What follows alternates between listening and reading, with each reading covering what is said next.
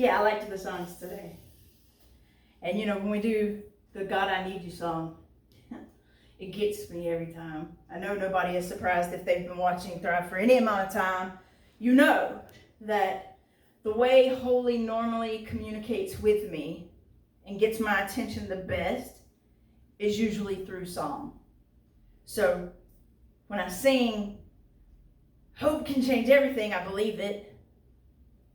And then I also hold on to the reality that, sometimes you don't really feel like it. And so when I don't really feel like it, all I can do is start singing God, I Need You. And then as I sing God, I Need You, I'm reminded, great are you, God. You've never let me down, and you're not going to start now. So music is my thing. So if you pay attention to the lectionary, not that I think you do, but if you do, you know that today is called Easter 2. It's like Jaws Part 1, Jaws Part 2, Jaws Part 3. Except this is, or Harry Potter 1, Harry Potter 2, Harry Potter 3, Harry Potter 4. This is Easter 2.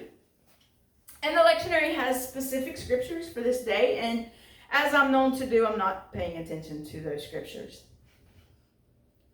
I decided I wanted to do something different this year.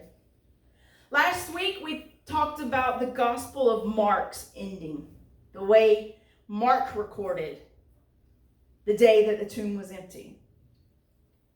And we discussed how it left it wide open. There was no appearance of Jesus. There was no, yay, glorious moment. It was like they were afraid and they told nobody, the women. They were afraid and they told no one what they had seen, what they had heard. Fear is powerful. It's a powerful emotion. So I want to look at Luke chapter 1, verses 1 through 12. But before we do, I want to pray. Holy, I thank you for this day. And I thank you for these people, no matter where they're at, no matter when they watch, no matter what they're going through. But when they do watch, Holy, what I ask to have happen is that you capture every thought.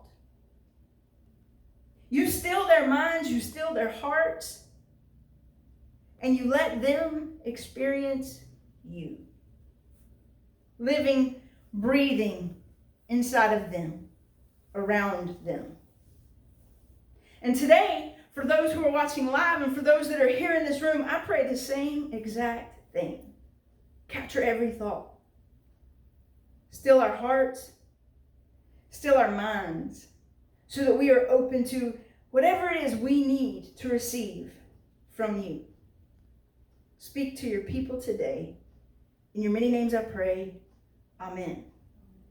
So Luke chapter 1, verses 1 through 12, is Luke's telling of the day the tomb was empty. And it's pretty much almost the same. Almost. The women still go to the tomb. They get there and they see that the stone has been moved. They look inside the tomb and they actually go into the tomb. That's different. They step inside the tomb. And as they step inside and realize that Jesus isn't there, two men dressed in dazzling white appear suddenly. And what happens? Fear. So the women, they fall to the ground, put their heads on the ground. Basically, they assume a position of, I worship you. And the angels are like, yo, what you doing? Don't do that. They said in verse 5, why do you look for the living among the dead? He isn't here. He's risen. Remember how he told you while he was still with you in Galilee? The Son of Man must be delivered, be crucified, and on the third day be raised again. Then they remembered his words. Verse 9, when they came back from the tomb, they told all these things to the 11 and to all the others. It was Mary Magdalene, Joanna, Mary, the mother of James, and the others with them who told this to the apostles. So this time the women did get a scare, but they did listen, and they did run back and tell everybody. But verse 11, but they did not believe the women, because their words seemed to them like nonsense. Peter, however, got up and ran to the tomb. Bending over, he saw the strips of linen lying by themselves, and he went away, wondering to himself what had happened. You ever have moments where you wonder what happened? You ever had a moment where somebody tells you something and you're like, there is no way that's true? And the first thing you do is you reach for your device and you Google it? I've done that often, usually when Sherry tells me something. And then I pull it up and it's true and I can't believe it's true and she can't believe I didn't believe her. But it happens. We're human. So we tend to be so sure of what we know and what we think and what we believe. We're so comfortable where we are that anything that pushes us beyond that comfort zone, we resist. I'm not going there. That can't be true. Ain't no way. So you have the women who woke up that morning thinking they knew what was going to happen. They were going to go to the tomb. They were going to anoint the body. And that was going to be the end of it. You had the disciples hiding in a room because they were afraid. And they thought, that's it. That's the end of it. But is it because we're so sure that we know? So sure that what we believe has to be the truth, has to be the way, that then that creates what does become our truth, our reality? How many times have you heard me say, thoughts, they make it real. If you want to change your life, change your thinking. How many times have you heard me say that? Y'all, I had 4 pages of notes and this is going sideways, so just hang on. So we think we know. We're so sure that what we think is right. We're so sure that what we feel is right. We're so sure that what we believe is right, that when somebody says, hey, yo, this is totally different, check this out, we go, ain't no way in Hades. That can't be. That can't be. It can't be true. It doesn't fit my preconceived notions. It doesn't fit into my zone of comfort. You're asking me to stretch and I don't like to stretch. I don't want to do it. And it's funny. It's human nature. We tend to dig in. The more someone says, hey, this is the truth, the more we're like, no, it ain't. The more somebody says, hey, if you do this, this will happen. No, it won't. And it doesn't matter if it's true. Like, just because we're so stuck. So the person could be telling us, hey, I'll use me. Hey, Christy, if you'll stop eating cheeseburgers, you'll lose weight. You know, if you watch your diet and exercise, you'll lose weight. And then Christy, because she don't want to give up the cheeseburgers and some adult beverages, says, ain't no way. Can't be. I ain't moving from this spot. So the women, they go to the tomb expecting one thing, they get another thing, and then what happens? They didn't sit down and say, nope, can't be. The women ran back to tell the others. They didn't say it's wrong. They didn't say there ain't no way in Hades. They ran back and said, yo, you ain't gonna believe this. Jesus done got up out that tomb. And then all the disciples, nope, can't be, except for Peter. Now think about this. Who is Peter? Peter's the one that said, I'll never deny you, and then denied 3 times. Peter's the one that said, I won't abandon you. Peter ran. Peter hid. Peter felt shame. Peter felt fear. But when those women showed up and said, hey, Jesus is alive. He's not in that tomb. Peter was the one who ran to the tomb to see for himself. What compelled him? What made him run? See, I have an opinion about this.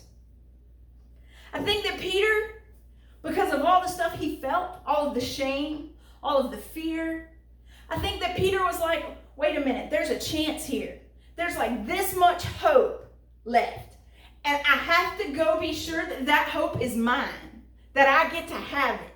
Because if I get there and the stone really is gone and he's really gone, they're not lying and there's hope for me. Even though I ran, denied, and hid. And I love Peter for that. And maybe it's because I relate. Peter had made a mess of things. A great big mess. And Peter couldn't even believe what he had done. And he felt sorrow for his actions.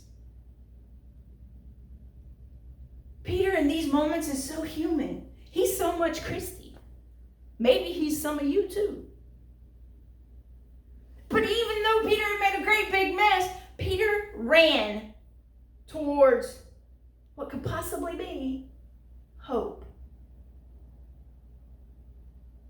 So many of us, we don't run towards hope. Instead, we sit down and we think, can't be, can't happen.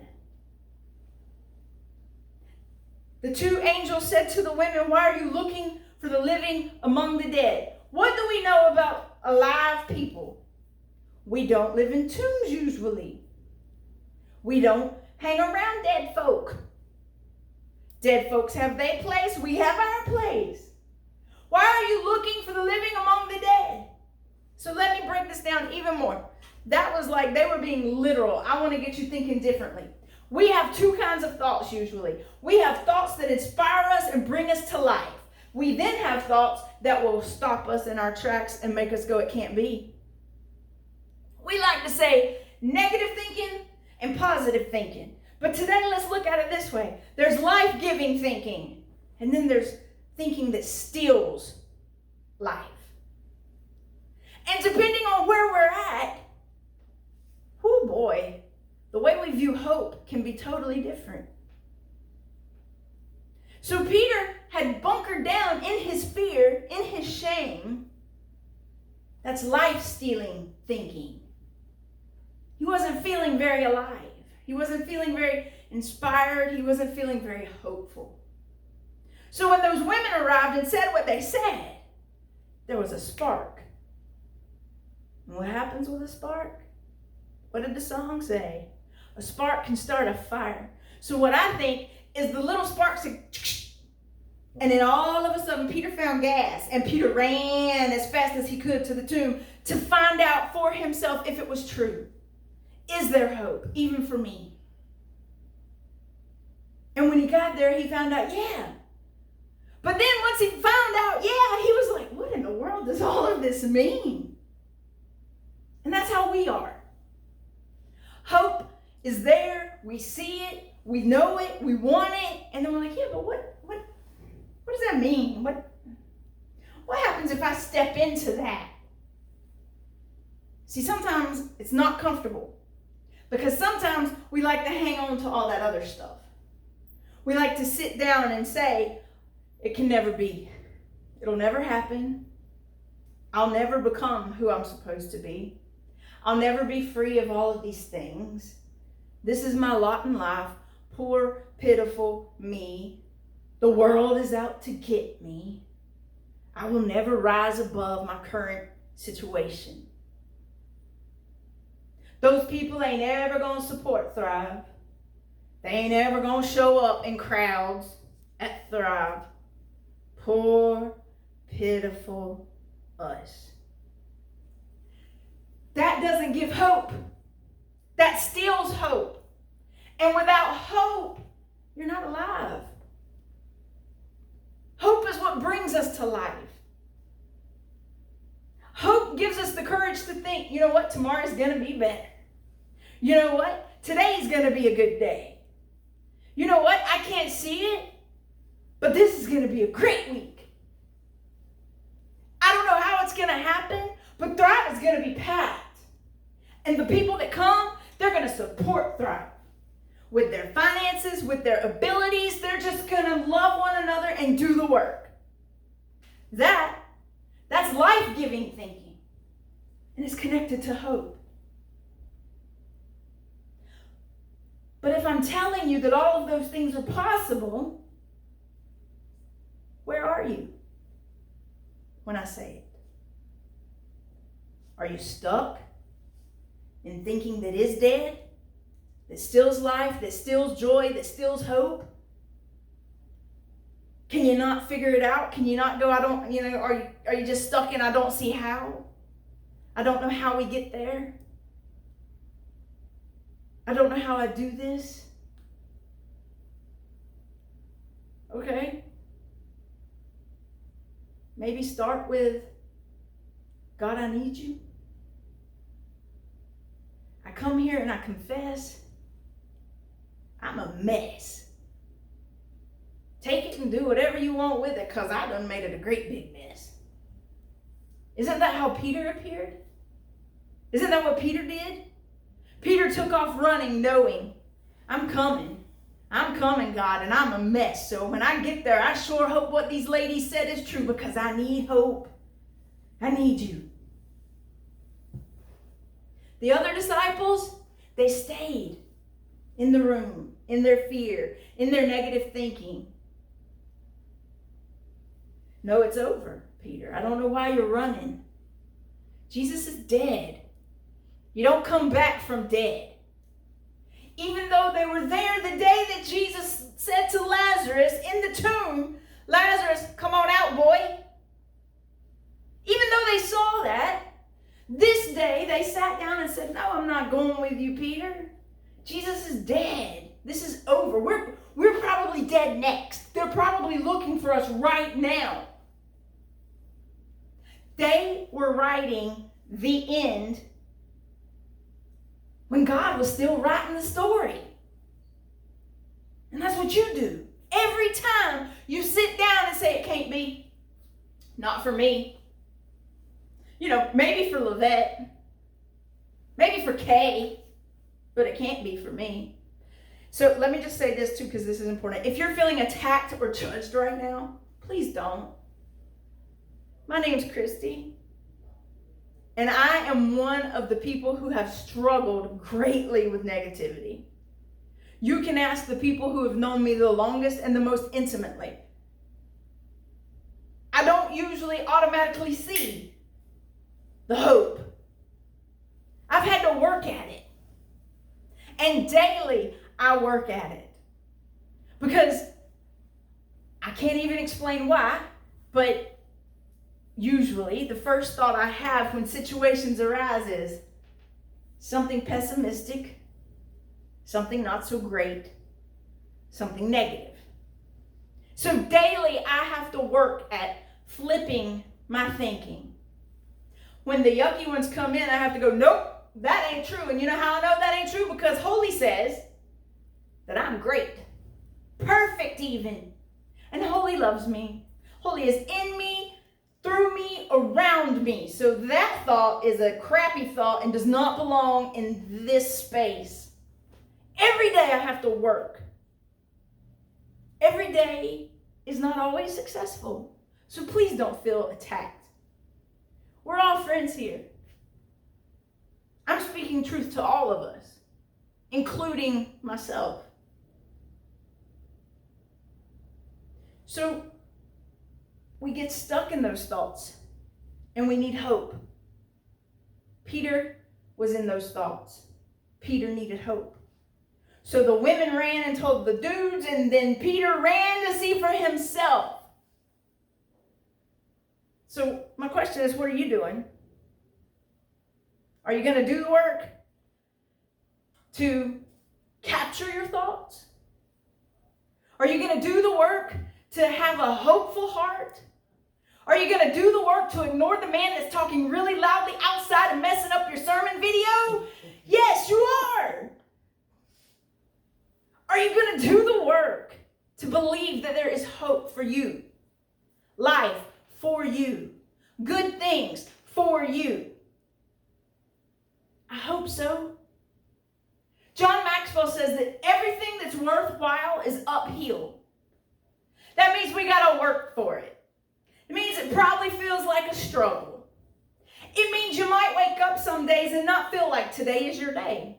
You might not feel like this moment is your moment. You might not feel like great things are coming, but everything worthwhile is uphill. So if you do the work, if you make your thoughts, if you capture them and say that doesn't belong here, because Holy says I'm beautiful and wonderful, and Holy says Holy loves me just as I am. You don't belong here telling me I'm nothing, nobody, never gonna amount to anything, can't do nothing, always gonna be stuck here living in this mess. You don't get to tell me that, because Holy says this. And what Holy says is life. And what Holy says is hope. So I really hope that what you do is you're like Peter and you run towards hope and you run towards greatness and beauty and you leave that other stuff behind. You pursue life, joy, love. And yeah, it might be a struggle, but Holy is with you. And the struggle's worth it. Ask Peter if his run was worth it.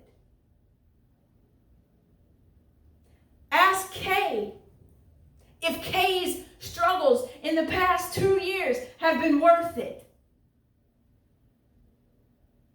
Ask me if my struggle has been worth it. All of us probably have a struggle story, but it's been worth it. It's worth it to run towards hope and love and life. So please, do that. God, I need you, and run towards it. Life is so much more than your limited belief is allowing you. Trust Holy. Run to Holy. And whatever you do, do not write the end on yourself, on your story, when Holy is still trying to help you hold the pen and keep writing. Keep running.